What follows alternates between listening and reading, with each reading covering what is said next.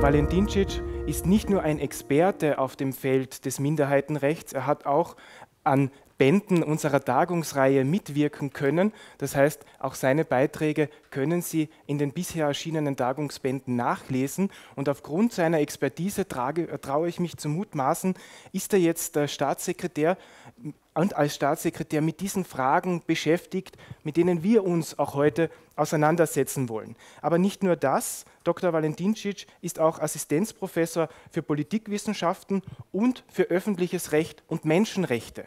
Also Sie bringen ein ganz breites Spektrum an Expertise fachlicher Art mit, aber nicht nur das, er war auch eine Zeit lang in Kärnten tätig als Journalist für die Nedeia, also als Journalist für ein lokal renommiertes Minderheitenzeitungsorgan, wenn man so will, und hat viel Erfahrung sammeln können über die Situation in Kärnten. Daher freuen wir uns sehr, wenn Sie uns aus Ihrer Sicht berichten und darstellen, welche Chancen es für die Zukunft der Zweisprachigkeit gibt. Bitte, Herr Staatssekretär. Spoštovani visoki gostje, gospa ministrica, oba škofa, dovolite mi, da na začetku prenesem najprej pozdrave ministrice doktorice Helene Jaklič, ki se je zelo iskreno, zelo želela biti danes na tej konferenci. Že včeraj smo se pripeljali v Celovec, imeli zelo prijazno, prisrčno in produktivno delovno večerjo z ministrico Rab. Veliko stvari smo dorekli in vsi obeti kažejo, da se nam obeta zelo prijetno in konstruktivno sodelovanje. Nažalost pa je danes ministrica se morala nujno vrniti v Ljubljano zaradi ene nujne seje, tako da dovolite mi, da namesto nje nekaj besed spregovorim jaz. V letu 2020 obeležujemo pomembne okrogle in polokrogle obletnice, ki so ne le koroške Slovence, ampak številne narodne manjšine v Evropi postavile v povsem nov politični in družbeni položaj. V Sloveniji in v Avstriji, še posebej pa seveda na Koroškem, se najbolj oziramo na koroške Slovence, ki so pred stoletji na koroškem plebiscitu postali narodna manjšina, na to pa tudi lahko omenimo številne druge pomembne obletnice in polobletnice, pred 75 leti zaživeli v miru, pred 65 leti pa z obnovitvijo neodvisne in demokratične Avstrije, 7. členom avstrijske državne pogodbe dobili zagotovljene manjšinske pravice, ki naj bi jim zagotavljali njihov narodni obstoj. Pravice iz 7. člena, ki nažalost vse do danes niso še bile v celoti uresničene. Če se ozremo malo v zgodovino, konec prve in druge svetovne vojne, ter v obeh primerih tudi ta prva povojna leta, ki so sledila, so za številne manjšine v Evropi pomenile čas novih državnih okvirjev, pravnih kodifikacij manjšinskih pravic, ki nam jih uživali, žal pa pogosto tudi asimilacijskih pritiskov večinskih narodov napram tem manjšinam. V nekaterih evropskih regijah lahko glede tega govorimo v pretekliku. Drugje pa žal je to še vedno je tudi danes še del vsakdana. In prav zato je še kako zelo pomembno in aktualno razmišljati, govoriti, razpravljati tudi danes o skupnem evropskem okviru manjšinskega varstva. Tako glede udejanjanja že obstoječih pravnih dokumentov, kot sprejemom novih, ki bi odgovarjali na nove potrebe manjšin, ki jih prinaša sodobno življenje. Ne mogoče tukaj dodam eno anekdoto, ki sem jo že včeraj omenil tudi ministrici Rab. Dolgoletni predsednik Južno-Tirolske ljudske stranke Silvius Magno je nekoč dejal, da so manjšinske pravice dinamične pravice. In čisto mogoče se bo nekoč zgodilo, da bo vsak Južni Tirolec potreboval svoj helikopter. In mi ga bomo zahtevali. Tako je seveda pri vseh manjšinah. Življenje se spreminja in tako se spreminjajo tudi pravice manjšin. Zelo dobrodošlo in potrebno je, da evropski okvir, nadnacionalni okvir, torej Svet Evrope, Evropska unija, OVSE dajo neko skupno ogrodje. Seveda pa je največja odgovornost na teh državah, kjer posamezne manjšine živijo. Kajti vsaka manjšina je neka svoja specifika, vsake se treba lotiti s tenkočutnostjo in seveda temu je potrebno prilagajati tudi pravne okvirje. Ker smo danes na Koroškem, kjer živi avtohtona slovenska narodna skupnost koroških Slovencev, se nadejam in upam, da se bo razprava o evropskih standardih manjšinskega varstva primerno aplicirala na koroško stvarnost. Dolg Republike Avstrije in dežele Koroške do koroških Slovencev je velik. Manjšinske pravice ki so bile slovenski narodni skupnosti v Avstriji zagotovljene v prvi svetovni vojni, ter na to po drugi svetovni vojni zopet, nažalost še do danes niso bile v celoti uresničene. To je seveda imelo kot posledico tudi veliko, lahko rečemo kar drastično asimilacijo med koroškimi Slovenci. Prepričan sem, da je 100-letnica plebiscita ter 65-letnica avstrijske državne pogodbe odlično izhodišče za Avstrijo, da se poskuša koroškim Slovencem vsaj delno oddolžiti z širokogrudnim, bistveno bolj širokogrudnim pogledom glede prisotnosti slovenščine v javnosti, glede tako uradnega jezika kot vidne dvojezičnosti, prisotnosti slovenščine v šolah, zagotovljene in financirane medijske oskrbe ter primernih podpor kulturnim dejavnostim. Zadnji pomemben premik na področju manjšinskih pravic se je zgodil leta 2011 s to prehodno rešitvijo, tako imenovanim kompromisom. V tej prehodni rešitvi je jasno zapisano, da bodo temu sledila takojšnja nadaljnja dejanja. Sedaj mineva že skoraj desetletje od tega in mislim, da te okrogle in polokrogle obletnice so neko odlično izhodišče, da se to obljubo tudi iz 2011 udejanji. Torej, čas je pravi in mislim, da je res čas za odločen in velik korak naprej. Ob tem pa tudi zagotavljam, da Republika Slovenija kot nedvoumna država matičnega naroda in država zaščitnica koroških Slovencev bo svoji narodni skupnosti na severni strani Karavank odločno stala ob strani. Seveda pa vse to ne bi bilo mogoče in niti smiselno brez aktivnega angažmaja narodne skupnosti same.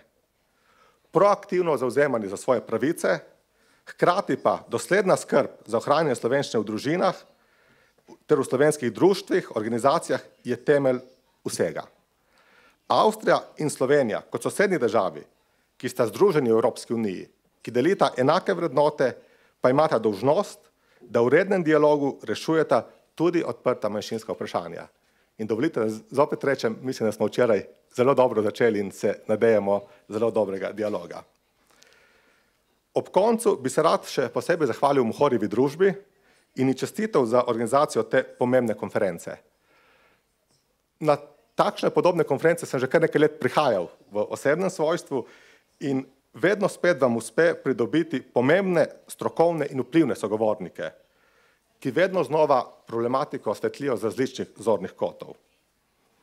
Tudi danes so med referenti številna imena, ki imajo v avstrijski politiki in diplomaciji težo, ki avstrijski diplomati in politiki prisluhnejo. Zato dovolite, cenjeni spoštovani referenti, da zaključim s pozivom vam. Prosim, zagovarjajte udejanjanje manjšinskih pravic koroških Slovencev enako jasno, enako odločno in enako pozitivno, kot to počnete na konferencah na Koroškem, tudi pri zveznih oblasteh. Vsem želim prijetno konferenco in konstruktivne razprave. Prepričan sem, da imamo skupaj moč, da naše družbe vsi delamo skupaj bolj prijazne do vseh njih, ki tukaj živimo. Hvala lepa. Und wir sind sehr froh, dass Landtagspräsident Ingenieur Reinhard Rohr unter uns ist, um auch für das Land Kärnten über die Zukunft der Kärntner Sloweninnen und Slowenen zu sprechen. Sie sind ja so etwas wie ein Politroutinier, muss man sagen. Sie waren Mitglied des Bundesrates, Landtagsabgeordneter, 8 Jahre lang Mitglied der Landesregierung, bevor Sie dann 2 Jahre lang gewirkt haben als stellvertretender Landeshauptmann. Sie waren dann von 2010 bis 2013 Landtagsabgeordneter und bekleiden seit dem Jahr 2013 das Amt des ersten Präsidenten des Kärntner Landtages. Sie haben sich in dieser Zeit, das weiß ich, weil wir zusammenarbeiten durften, besonders engagiert für die politische Bildung, die uns auch im Rahmen dieser Tagung ein Anliegen ist. Und wenn ich es den Medien richtig entnommen habe, dann war Ihr Aufruf zur Eröffnung der Feierlichkeiten des Landes Kärnten im Jahr 2020, lernt und seid glücklich, wenn ich das jetzt paraphrasieren darf. Wir haben uns diesen Auftrag zu Herzen genommen und haben deshalb ein besonderes Anliegen, Schülerinnen und Schüler einzubinden. Und das macht auch der Kärntner Landtag mit seiner Plattform Politische Bildung. Da weiß ich, dass Ihnen die politische Bildung, weil wir zusammengearbeitet haben bei dieser Plattform, ein besonderes Anliegen ist. Und ich freue mich und darf Sie um Ihre Eröffnungsworte bitten. Sehr geschätzte Frau Ministerin, Herr Staatssekretär, Herr Bischof, Dr. Marketz, Herr Superintendent Magister Sauer, Karl Renn als Mitautor sozusagen immer auch des Jahres, des Jahrbuches der Kärntner Politik, der ja damit sozusagen auch lange die politische Entwicklung in unserem Land und einen jährlichen Befund abliefert bei der Präsentation, bei der alljährlichen Präsentation dieses wichtigen Nachschlagwerkes, das es in der Form eigentlich in Kärnten über eine derart lange Reihe einzig und alleine gibt. Meine sehr geschätzten Damen und Herren, liebe Vertreterinnen, Vertreter der Volksgruppe, Vertreter auch des Bundeskanzleramtes, liebe Schülerinnen und Schüler, wenn man sich jetzt den Film angeschaut hat und die Forderungen sozusagen plakativ auch der Kinder gesehen hat, der Schülerinnen und Schüler gesehen hat, dann denke ich, könnten wir durchaus feststellen, wir sind in der Gegenwart angekommen. Und das ist gut so. Und es ist wahrscheinlich auch kein Zufall, dass diese Veranstaltung gerade hier auch, was die Zukunft der Kärntner Zweisprachigkeit betrifft, bei Hermagoras im Haus in Klagenfurt stattfindet. Ich denke, man sollte schon wissen, auch um die Bedeutung dieses Hauses, die historischen Verdienste des Hermagoras-Vereins für den Erhalt der slowenischen Sprache und der Literatur in Kärnten sind unbestritten und haben einen guten Teil zur Vielfalt und Ausdruckskraft auch des kulturellen Raumes, ja des gesamten der gesamten Alpen-Adria-Region beigetragen. Und der 1851, wir schreiben immerhin das Jahr 2020, also beinahe 170 Jahre, habe ich richtig gerechnet? Ja, beinahe 170 Jahre, nächstes Jahr feiern wir 170 Jahre Jubiläum. Auf Initiative des slowenischen Bischofsdichters und Volksbildners Anton Martin Slomšek, der neu gegründeten Diözese Lavand-Maribor gegründete Verein ist die älteste eigenständige Institution der Kärntner Slowenen. Natürlich hat die Geschichte im Laufe der Jahre dem Hermagoras Verlag und dem Verein auch viele Höhen und Tiefen beschert, bis hin zur Beschlagnahme im Jahr 1940 im Naziregime, aber immerhin hat es im Jahr 1918 eine Zahl von 90.000 Mitgliedern gegeben für den Verein Hermagoras. Und ich denke, das ist ein wichtiges historisches Faktum. Historisches Faktum ist aber auch, dass dieser Blütezeit nach der Volksabstimmung eben 1920, und das muss man auch ganz klar sagen, die Volksabstimmung am 10. Oktober 1920 als Plebiszit hat das Ergebnis deshalb gebracht, weil zumindest deutlich mehr als die Hälfte, 2/3 der slowenisch sprechenden Kärntnerinnen und Kärntner sich für den Verbleib bei der jungen Republik Österreich bekannt haben. Und eigentlich damit hat dann irgendwie natürlich auch die Problemstellung bei Hermagoras begonnen. Die Übersiedlung der Druckerei und ihrer Mitarbeiter nach Celje war nicht nur der notwendigen Neuorganisation nach dem Zusammenbruch der Monarchie geschuldet, sondern auch dem steigenden deutsch-nationalen Assimilationsdruck, der sich etwa in der Weigerung restlicher Kärntner Druckereien äußerte, slowenische Bücher oder Zeitungen zu drucken. Ich glaube, das beschreibt also ein bisschen die Ausgangssituation ganz, ganz wesentlich. Trauriger und beschämender Höhepunkt war eben die Auflösung des Hermagoras-Vereines und die Beschlagnahme des Vermögens durch die Nazis im Jahr 1940. Aber nur so viel, um auch zu wissen, sozusagen, auf welch bedeutsamen und historischen Boden wir uns befinden. Meine sehr verehrten Damen und Herren, aus der Geschichte zu lernen, heißt vor allem die Fehler der Vergangenheit zu erkennen und nicht mehr zu wiederholen. Ich bin mir bewusst, dass auch die Zeit nach 1945 im gesellschaftlichen Diskurs nicht von der Wertschätzung der slowenischen Sprache geprägt war, die Sie und damit alle unsere slowenischen Mitbürgerinnen und Mitbürger verdient hätten. Ein sehr bekannter Dichter und auch slowenischer Staatspreisträger Florian Lippusch durfte bei diesem Staatsakt in Laibach mit dabei sein, bringt es auf den Punkt, der auch als pointierter Debattenbeitrag verstanden werden kann: Mit der Sprache sind wir oder sind wir nicht. Mit der Sprache werden wir oder werden wir nicht. Und ich kann sozusagen anschließen an dieses Zitat von Florian Lippusch, dass ich durchaus feststellen darf und das auch gerne tue in Vertretung unseres Landeshauptmanns Dr. Peter Kaiser, aber natürlich auch der gesamten Landesregierung und der gesamten Landespolitik, dass wir uns unserer großen Verantwortung bewusst sind, die wir mit der Schaffung der Rahmenbedingungen zur Förderung und zum Erhalt der slowenischen Sprache auch als Auftrag entsprechend wahrzunehmen haben.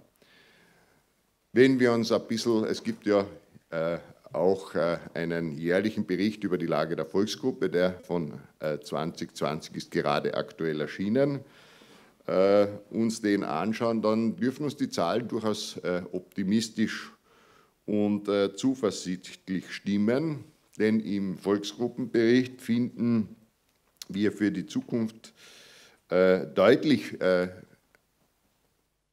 auch den festgestellten Bewusstseinswandel, vor allem was die jungen Menschen dieses Landes, die in der Zwei- und Mehrsprachigkeit eine Bereicherung in jeder Hinsicht sehen, betrifft. Wir wissen, wie wesentlich für den Prozess des Spracherwerbes und der Sprachkompetenz ein Beginn im frühkindlichen Alter ist und haben mit dem Kindergartenvorgesetz einen Anreiz für die Schaffung zweisprachiger Kindergärten mit qualitativ hochwertiger zweisprachiger Betreuung geschaffen. Und wir haben es ja heute auch schon am Beginn gehört, dass es oft sozusagen auch bei gemischten Ehen und bei gemischten Partnerschaften dann eine Frage ist der Entscheidung, welche Sprache wird gewählt. Ich denke, es kann eigentlich gar kein Diskussionspunkt sein, wenn man den Blick in die Zukunft richtet, dass man,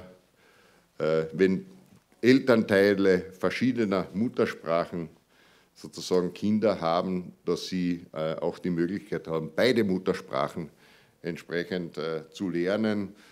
Und ich denke, das ist eigentlich in der Gegenwart, vielleicht war es gerade bei dem jungen Mann, der das hier auch entsprechend präsentiert hat, noch vielleicht vor, weiß ich nicht, 17, 18 Jahren so, dass man darüber diskutiert hat. Aber ich denke, in der Gegenwart haben sich diesbezüglich die Einstellungen und Haltungen wesentlich verändert. Wir wissen also um diesen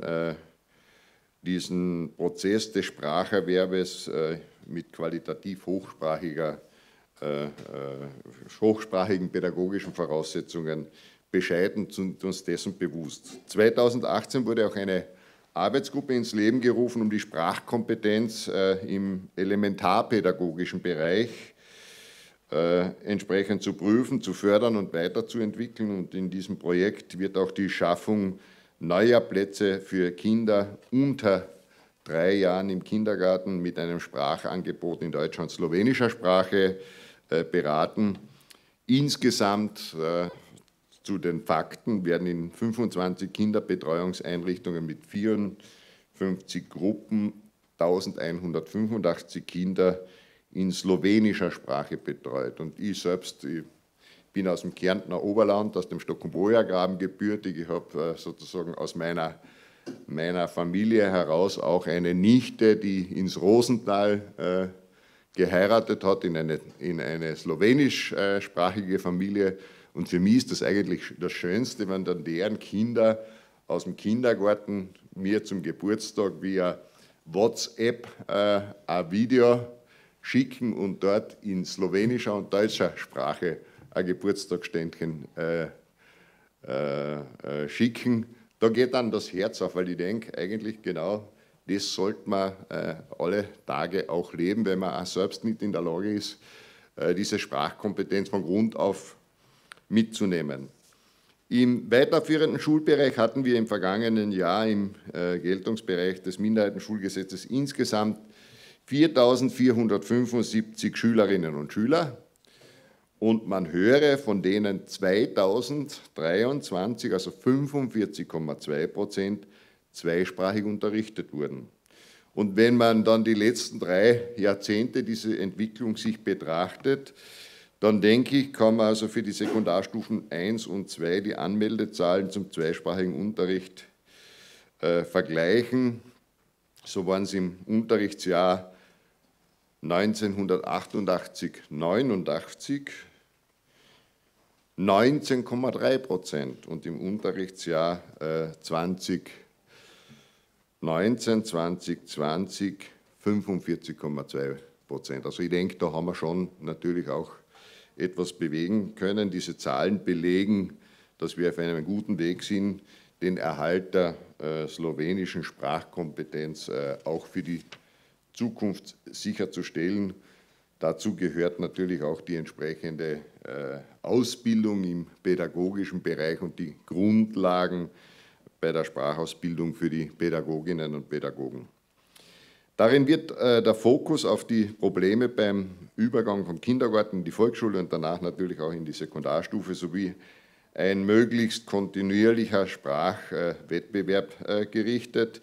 In einem weiteren Projekt werden Unterrichtsmittel für Slowenisch in der Sekundarstufe 1 in gedruckter und digitaler Form erarbeitet und das Medium Computer als modernes Kommunikationsmittel und Mittel des Spracherwerbes natürlich auch entsprechend eingesetzt. Meine sehr geschätzten Damen und Herren, ich denke, einfach mit diesem Befund können wir sagen, und ich bin absolut der festen Überzeugung, dass diese Investitionen in die Bildung und die Ausbildung der richtige Weg in eine gedeihliche, friedvolle und gemeinsame Zukunft sind. Die Notwendigkeit der Bewahrung der slowenischen Sprache und Kultur in Kärnten wird heute nicht mehr in Frage gestellt und ist eigentlich fixer Bestandteil auch unseres Landesbewusstseins. Ich selbst habe über viele Jahre meiner politischen Entwicklungsgeschichte auch erleben müssen, verstehen lernen müssen. Das, was ich immer als Mehrwert empfunden habe, wenn ich im Südkärntner Raum unterwegs war, dass dort sozusagen die slowenischen Lieder erklungen sind und auf der anderen Seite natürlich auch die Lieder der deutschen Chöre oder der deutsch sprechenden Chöre, der Kärntner Chöre, dann war das für mich immer bereichernd und ein Mehrwert. Also diese Vielfalt, das war für mich etwas, was immer auch mein Herz und meine Seele erfüllt hat. Und ich denke, es ist also in den letzten, naja, kann man sagen, 10, 15 Jahren gelungen, hier wirklich auch vielleicht die Beharrlichkeit mancher, die sowohl auf der einen wie auf der anderen Seite ausschließlich ihre Interessen, das Trennende vor das Gemeinsame gestellt haben, in den Hintergrund getreten ist. Und ich denke, das war der richtige Weg, das ist der richtige Weg und von dem werden wir auch in der Zukunft profitieren. Und 2020, Carinthia 2020, also Ja zu Kärnten 2020, mit einer Reihe von Projekten, 89 jurierte Projekte. Die ersten sind jetzt schon in Umsetzung und in Eröffnung und ein ganz tolles Projekt ist das Brückenprojekt von Roseck bis nach Untertrauburg, wo also das Verbindende, die Brücke, die Möglichkeit sozusagen Grenzen zu überwinden, Räume zu überbrücken, sich auf der Mitte der Brücke zu treffen und sich die Hand zu reichen, besteht. Das setzt vieles von dieser Gemeinsamkeit, vieles von dieser Notwendigkeit der Verständigung, des Dialoges natürlich auch für die Zukunft voraus und stellt es aus meiner Sicht auch ganz besonders sicher. Ich bin sehr, sehr dankbar, Frau Ministerin, dass Sie die Abstimmungsspende erwähnt haben. Jubiläumsjahr 100 Jahre, also sollte sie durchaus trotz aller finanziellen Sorgen, die man natürlich in der gesamtpolitischen und wirtschaftlichen Entwicklung haben, großzügig ausfallen, weil ich denke, das ist durchaus auch ein Zeichen in die Kärntner gemischtsprachige Bevölkerung, in jene Gemeinden, die hier natürlich auch das ganz zweckgebunden für die Projekte einsetzen können. Ich denke auch, dass Sie die Forderungen aus Slowenien kennen, dass man die Erhöhung der Volksgruppenförderung insgesamt verlangt. Ich denke auch, dass Sie die Forderungen aus Slowenien und der slowenischen Volksgruppe kennen, die Zeitung Novice entsprechend zu fördern. Naja, wenn man jetzt so schaut, wie viel Geld sozusagen insgesamt für die Medienlandschaft in Zeiten wie diesen vorhanden ist, dann sollte man sich auch dieser Forderung durchaus versuchen, in positiver und konstruktiver Weise näher zu treten. Und an den Herrn Staatssekretär darf ich natürlich auch eine Bitte und einen Wunsch mitgeben. Es ist eine langjährige Forderung auch der deutsch sprechenden Bevölkerung in Slowenien. Wir wissen, das ist keine überbordend große Zahl, dass man von staatlicher Seite hier auch eine entsprechende Anerkennung sicherstellt. Ich denke, wir waren schon auf einem guten Weg, aber es ist natürlich auch immer aufgrund der politischen Dynamik und Entwicklungen. Einmal hat man das Gefühl, man ist schon näher am Ziel, dann rückt das wieder ein bisschen in die Ferne. Ich denke, dass wir auch in Bezug auf die gegenseitige Wertschätzung und den Umgang, wie man also Minderheiten begegnet, auch ein wichtiges Zeichen, das ich Ihnen mit auf den Weg geben darf, als Bitte, diese Frage nicht aus dem Auge zu verlieren. Dem Dialog der heutigen Veranstaltung, die Zukunft der Zweisprachigkeit in Kärnten, wünsche ich viel, viel Erfolg. Ich bin überzeugt davon, wir sind auf einem guten Weg. Wir werden das Jahr 2020 entsprechend nützen, sozusagen auch, um dieses Vertrauen, diese Gemeinsamkeit weiter zu vertiefen und zu verstärken. Und Sprache, Kultur ist nie etwas, das sozusagen ins Eck gestellt werden sollte, weil man sagt, man will damit nichts zu tun haben, sondern ich denke, das ist immer etwas, je mehr man davon hat, desto mehr kann man insgesamt profitieren, und das sollte einfach zu einer Selbstverständlichkeit und einer Identität in einem Land führen, die diesbezüglich nicht breit und lang diskutiert wird, sondern da muss man einfach vom Diskutieren, vom Reden zum Tun kommen, und da bin ich überzeugt davon, dass wir das in Kärnten in bewährter und konstruktiver Art und Weise schaffen werden. Alles Gute dieser wunderbaren Tagung. Dankeschön.